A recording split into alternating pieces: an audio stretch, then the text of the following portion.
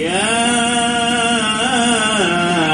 أيها الذين آمنوا استعينوا بالصبر والصلاة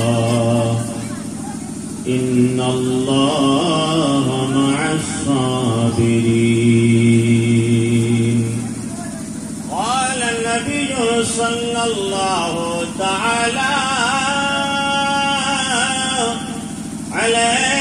عليه وسلم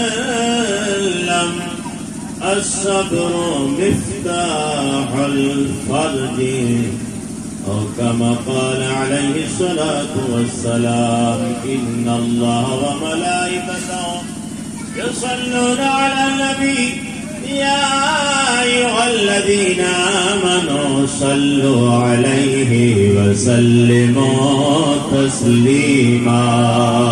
اللهم صل على سيدنا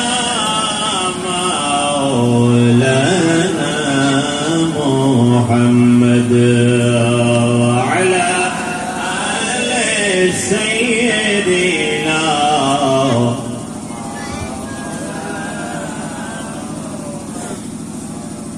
जो याद मुस्तफा में दिल को बहलाया नहीं करते, हकीकत में लुत्फ़ जिंदगी पाया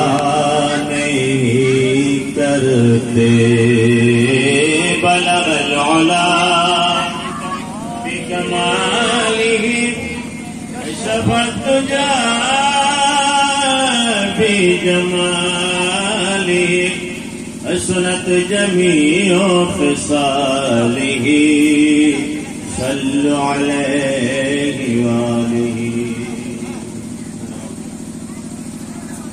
আজকের সিজনের শেষ জলসাই দেওয়া যায়, এরকম দিনে এরকম সিজনে মাঝে জলসা পাতা না, জলসা না যায় হারাম না, কিন্তু এই যে অসুবিধার সময় বৃষ্টি, বতর, আবহাওয়া, তুফান, ধুমুহা, এই সমস্ত অসুবিধা করে কারণে যেমন করে জলসায় যদি করা হয় না, অনুষ্ঠান করা হয় না, এগুলো না দেখছি ভিডিও ভালো মতন মহানাপুর আলামিন আমাদের এই বৈঠকে কবুল ও মঞ্জুর করবে। কারণ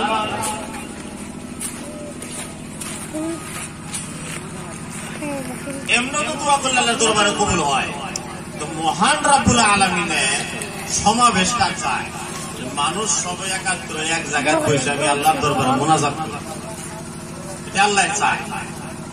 নাহলে তো আপনি বাড়িতে বসে থেকে জোনাম একটা ডাক দিয়ে যদি বলে হুজুর একটা দোয়া করে দেন, সে তো আপনার দোয়া হয়ে যায়।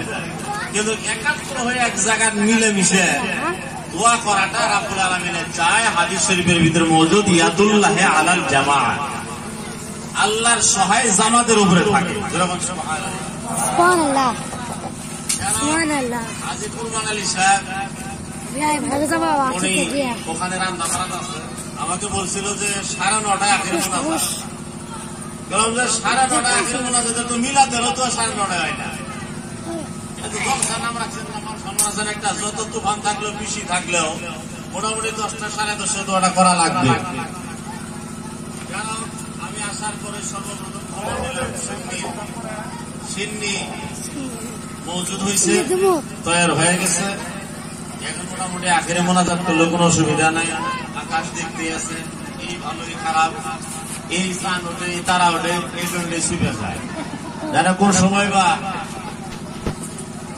বৃষ্টি এসে যাব আমার আখেরি মোনাজাত করার আমি সময় পাবো না। এই জন্য যাতে এই সমস্ত হওয়ার আগে আমি নিজে নিজে আখেরি মোনাজাত করে শেষ করে দিই, আল্লাহরও খুশি লাভ না, আল্লাহরও করে লাভ না। কারণ এই সিজনে আল্লাহ বৃষ্টি করার সবারই জানা আছে, একমাত্র 10-20-40 জনের খাতিরে আল্লাহ বৃষ্টি বন্ধ করবে, ওখানে লাখ লাখ কোটি কোটি ক্ষেত খোলায় আল্লাহর দরবারে বৃষ্টি চাইতেছে। হাজার হাজার লাখ লাখ গৃহস্থ আল্লাহর দরবারে দোয়া করতেছে, বৃষ্টি লাগে, পানি লাগে। আমরা তো এই জলসাটা সামিয়ানা দিয়ে মসজিদের ছাদের তলে করতে পারবো, কোনো অসুবিধা নাই। কিন্তু আমাদের জন্য যদি বৃষ্টি বন্ধ হয়, যদি আপনারা চান, তাহলে কত বড় ক্ষতি আল্লাহর মখলুকাতের উপরে কি দৃষ্টি রাখছেন?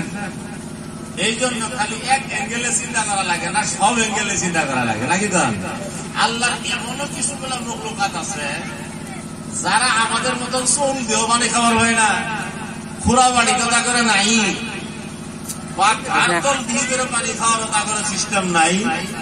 তারা একমাত্র আকাশের দিকে তাকায় থাকে, যখন বৃষ্টি করে বৃষ্টির ফোঁটা গলা করে হেতা করে পানি খাওয়া। এই সমস্ত ঘটনা কোন কিতাবে বলবেন জানেন? সেই কিতাবের নাম হলো হায়াতুল হায়াওয়াত। আল্লামা কামালউদ্দিন দোমাইরি রহমাতুল্লাহ আলাইহি লেখক এই কিতাবটা লিখছেন। সেই কিতাবটা পড়লে খালি পড়তে মানে জীবজন্তুর উপরে আলোচনা, কোন জীবে কি চায়, কোন জীবে কি করে, কোন জীবে কি হিসাবে প্রজনন করে, কোন জীব কি হিসাবে নিজের সন্তানকে দেখে, এই সমস্ত বিষয় নিয়ে পুরা গবেষণা। যারা হোক, আমরা হইলাম সামান্য একটা প্রাণী, আমরা নিজের মানুষের নিজের আত্মের উপরে চিন্তা করে শেষ করতে পারি নাই, তাহলে আমরা বাকি বুখলতের উপরে কি চিন্তা করব? যারা হোক, পবিত্র কোরআনে থেকে একটি আয়াত করে আমি তেলাওয়াত করছি, সঙ্গে একটি হাদিসে তেলাওয়াত করছি, তার উপরে সংক্ষিপ্ত আলোচনা করব। মাত্র 10 থেকে 15 মিনিট, তার ইনশাআল্লাহ আখেরি মোনাজাত মিলাদ কিয়াম দরুদ সালামের জরিয়তে আপনাদের বিদায় দেব। আমিও বিদায় হব, আল্লাহ তৌফিক দান করুন। সবাই জোরে বলেন আমিন। আমি আপনাদের সমাজেরই, আপনাদের এলাকারই, এখন আর একটা একবারে পাওয়া যায় আমি আপনাদের ফ্যামিলি, কারণ যেহেতু আপনাদের এলাকার মাদ্রাসা আমি লেখাপড়া করাচ্ছি। ইনশাআল্লাহ এটা আল্লাহর একটা দেশ। আপনাদের এলাকার ভিতরে খুব ঘন ঘন জলসা হয়, আর আপনারা যে সহ্য করে চান্দাটাও দেন, এটা একটা ধন্যবাদ। কারণ এই সিজনে কয়েকবার চান্দা ছিল আপনাদের নিজের মধ্যে মনে নাই, এই জলসাই এই জলসাই এই জলসাই এই জলসা, তারপরে যে সহ্য ধৈর্য করে দেয়। এই ইসলামকে একবার এসে মসজিদ মাদ্রাসা ডেভেলপমেন্টের চিন্তা করছেন, মহান রব্বুল আলামিন যাতে এই অল্প বয়সের ভিতরে বরকত দান করে। সবাই যেরকম আমি অল্প বয়সের বরকত ছিলেন, এইরকম মানুষের 5টা আমি খবর পাইছি চাকরি করে, উনি এখন চাকরি করে, সম্পত্তি আছে, তারপরে বেড়া ফাঁসি লেগে মরে গেছে।